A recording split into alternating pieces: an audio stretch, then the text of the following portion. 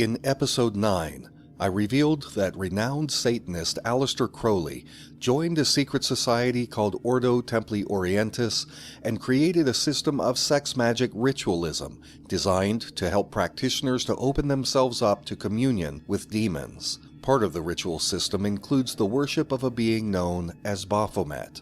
Just who is Baphomet?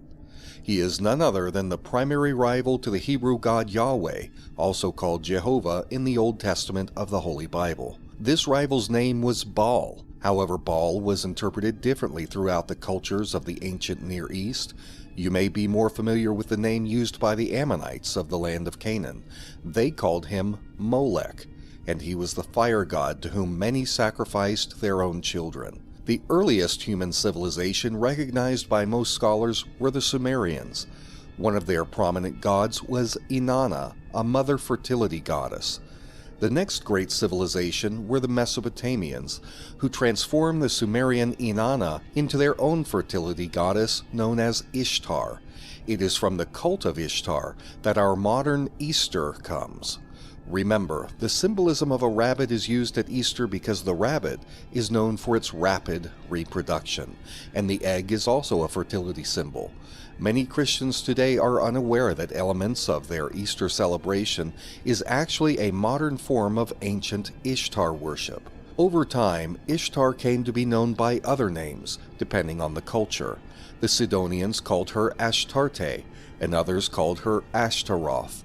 Both versions were associated with sex and fertility rites using sex priestesses.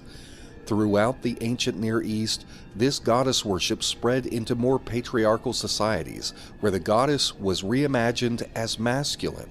In Egypt, the god's name was Set. The god Set was a homosexual god of evil. During Egyptian worship ceremonies, the participants engaged in homosexual orgies, cannibalism, and even human sacrifice. Throughout the land of Canaan, the god was known by the name Baal. Baal was used by some as a proper name, while others used the word as a kind of title, essentially meaning Lord. Baal, or Molech, was reinterpreted many times by the various Canaanite cultures. While sex and fertility continued to be associated with the expanding versions of this god, the god also came to be known for war. The descendants of Abraham's nephew Lot were known as the Moabites. They referred to the god as Chemosh. Others called the god Milcom. The ancient Syrians called the god Melkart. Melkart was the god worshipped by Israel's king Ahab and his notoriously wicked wife, Queen Jezebel. King Solomon, the third king of Israel, was known for his hundreds of wives and concubines from foreign nations. To satisfy these wives, King Solomon built altars and engaged in worship of the many cultural variations of Baal.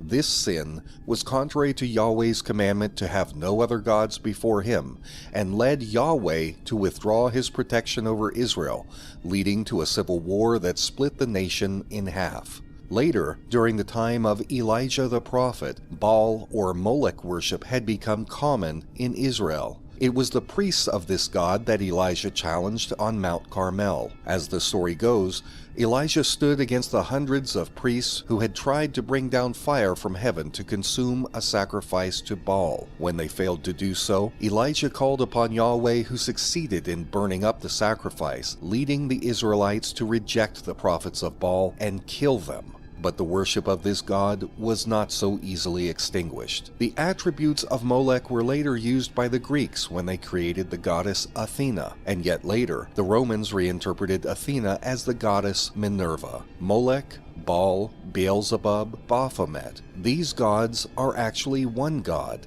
interpreted differently according to the culture worshipping them. One consistent trait between these variations of the god is that each has required followers to perform human sacrifices using children. And throughout the millennia, they have almost always been represented by two primary symbols, the bull and the owl. Where have we seen this symbol? The owl is the symbol of the Bohemian Club. The Bohemians are wealthy, powerful elites who gather each summer in a redwood forest of California. They don druidic robes and stand before a giant owl statue, chanting while a mock human sacrifice is carried out by priests seeking Moloch's power to help them banish dull care and to be set free to engage in hedonistic activities. In episode 5, we discuss the testimony of young Paul Benassi, who said he was once kept in a cage at one of the Bohemian Grove retreats and witnessed another boy being sodomized by one of the adults, who afterward shot the boy in the head. Benassi himself was spared death by complying with the men's orders for him to sodomize the other boy's corpse, while the men recorded the activity on film. Benassi also testified that in another location, his captors taught him to worship a god named Set.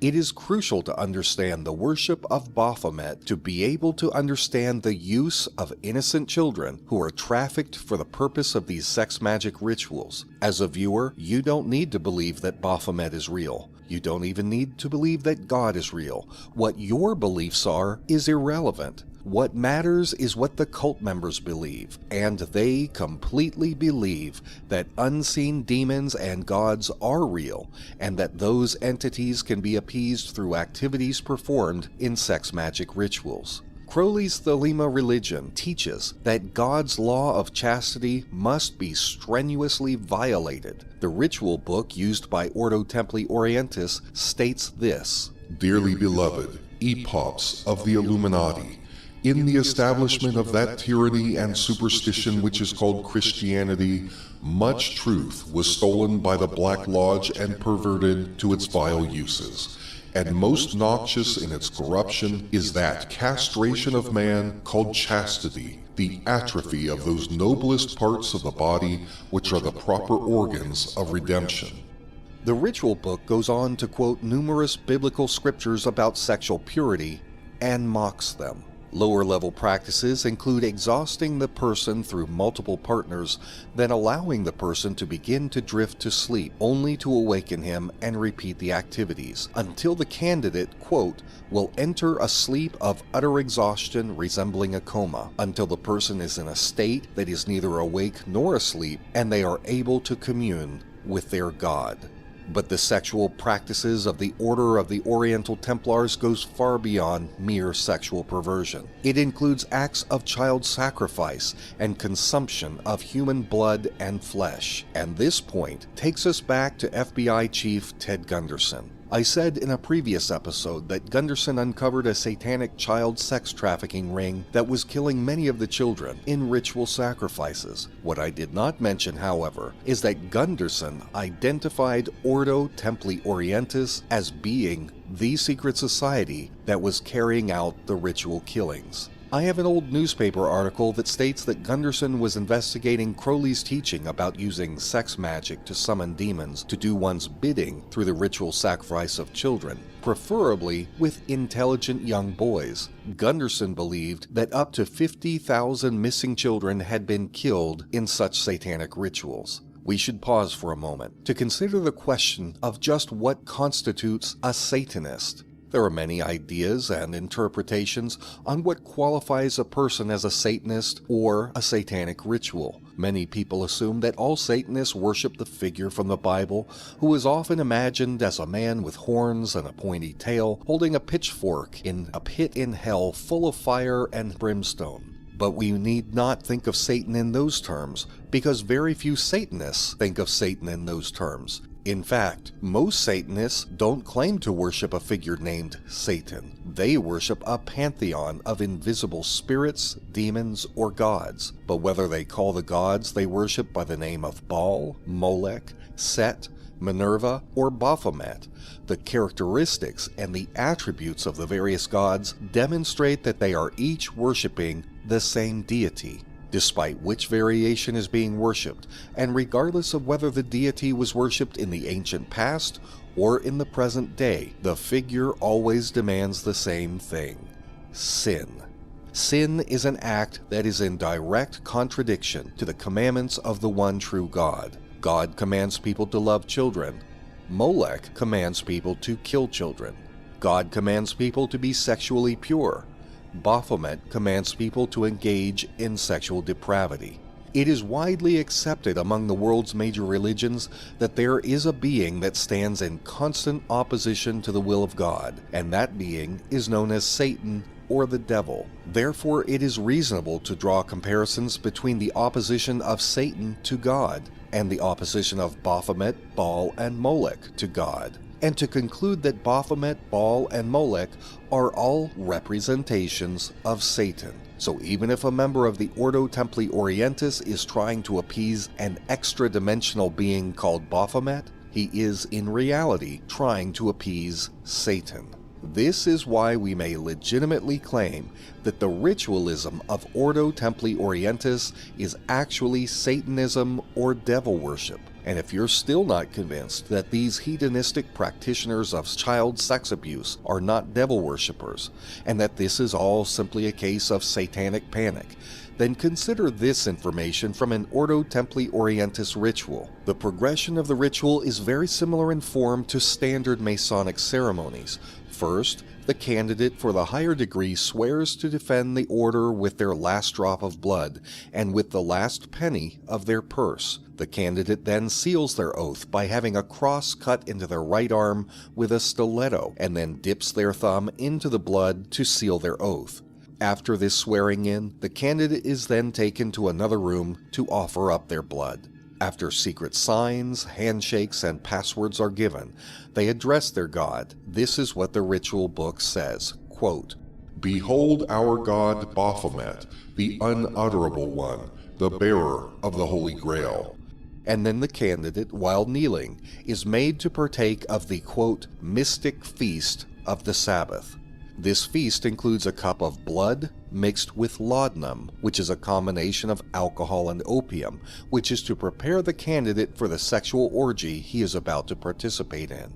The question naturally arises, where does the blood in the cup come from?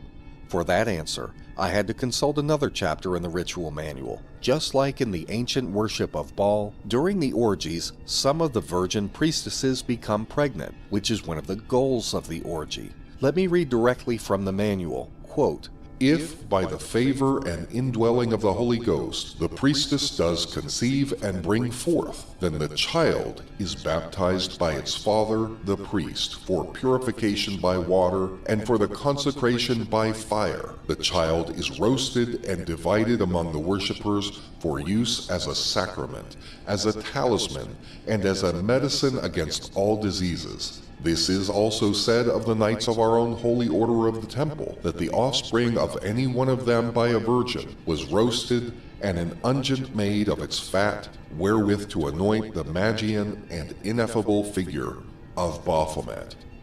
Do you understand what we just read? These modern-day Satanists try to get virgins pregnant during sex orgies so that they can take the children born from these women and roast them to eat, to use in rituals, and to offer as a burnt sacrifice to Baphomet, who is the ancient Molech, the same god who the globalists worship and offer sacrifices to in the Bohemian Grove, while also engaging in sex orgies. Here is more, quote, "Thus, preferably a child, but also an adult, is taken and ceremonially slain so that not a drop of blood is lost, lest the spirit of the victim, taking refuge in that drop, escape the exorcist. This blood is then consumed as a sacrament or employed for talismanic purposes. For once the spirit of the slain one is sealed up into the spilt and gathered blood, it is multiplied in every part thereof, even as in the mass of the body of Christ is said to be equally in all the myriad consecrated hosts."